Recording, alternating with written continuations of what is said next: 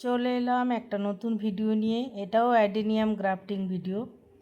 যেহেতু এই সময় বর্ষাকাল, সাধারণত এই সময় কেউই অ্যাডেনিয়াম গ্রাফটিং করে না, কিন্তু আমি করছি একটা কারণ আমি খুব সুন্দর সুন্দর কয়েকটা গাছের ডাল পেয়েছি এবং ডালগুলো খুব ভালো।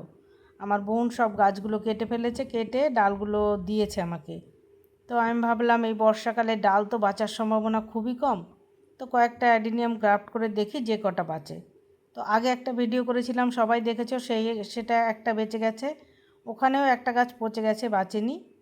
আর এখানে যে দুটো গাছ করছি, তো আমি শেডের নিচেই রাখার চেষ্টা করব, তবু ওয়েদার তো কন্টিনিউ বর্ষা হয়ে যাচ্ছে, জানি না বাঁচবে কি না।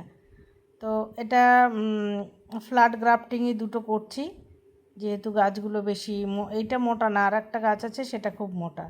তো আমার সেলোটেপগুলো বিশেষ ভালো না, তবুও চেষ্টা করছি এই সেলোটেপ দিয়েই করতে। ভালো করে এই যে বেঁধে নিলাম, আবার একটু দিয়ে দিচ্ছি, কারণ এটা তো পুরোটা ঢাকেনি। তো ভালো করে যতটা আমার সাধ্যের মধ্যে সেইভাবে এই সেলোটেপ দিয়েই কাজ করার চেষ্টা করছি।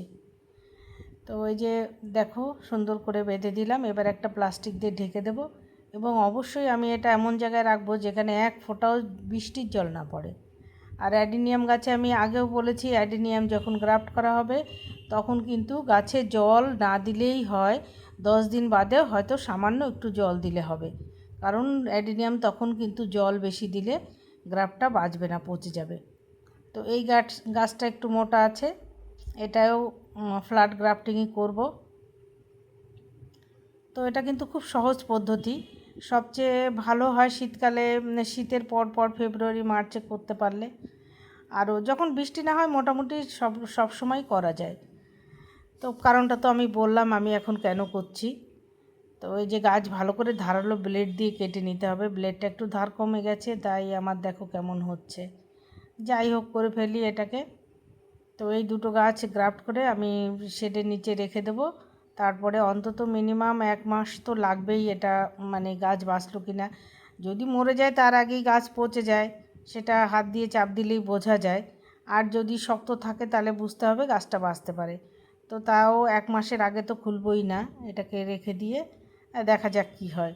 তোমরাও সঙ্গে থাকো, দেখতে থাকো যে দুটো গাছ করলাম বাঁচে কি না। আর কিছু ডাল লাগিয়েছি, ডাল দুটো বেঁচেছে, আর বেশিরভাগই বাঁচেনি। আর আমি সেভাবে যত্নও করিনি, বৃষ্টি বর্ষা সব মানে সমানে পড়েছে, সেমন জায়গায় রেখে দিয়েছিলাম। তো এই দুটো গাছকে করে রেখে দিচ্ছি। এই যে সেলোটেপগুলো দেখো বারবার ছিঁড়ে যাচ্ছে, একদমই ভালো না সেলোটেপ। এখানে তো পাওয়া ওই রকম সেলোটেপগুলো এখানে পাই না, তো যার জন্যই খুব মানে তাপ্পি দিয়েই করছি বলতে হবে। অনেকবার করে করে দিয়ে রাখছি।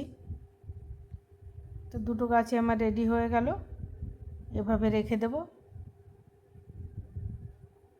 তা কেউ যদি প্রথম অ্যাডেনিয়াম গ্রাফট করো তাহলে অবশ্যই এই বর্ষাকালে করবে না, কারণ বর্ষাকালে খুবই যত্নের দরকার। অভিজ্ঞতা না থাকলে সেক্ষেত্রে সাকসেস হওয়া সম্ভব নয়। তার জন্য বর্ষা ছাড়া যে কোনো সময় অ্যাডেনিয়াম গ্রাফট করতে পারো, খুব সহজে কিন্তু হয়ে যায়। তো অ্যাডেনিয়াম গ্রাফট করেছি 1 মাসের বেশি হয়ে গেল, 1 মাস 7-8 দিন হয়ে গেল। আজকে দেখবো আমি গাছগুলো কি হলো, দেখি হলো কি না, বাঁচলো কি না।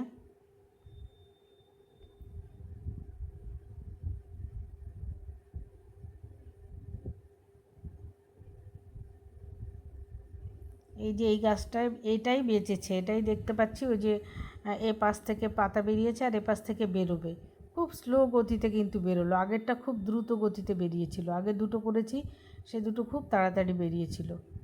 তো এই যে বেরিয়েছে, এখন কিন্তু বাইরে খুলে রেখে দিলে খুব দ্রুত গতিতে বাড়তে থাকবে।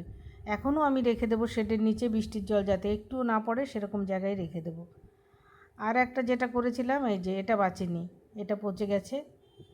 তো কি করা যাবে,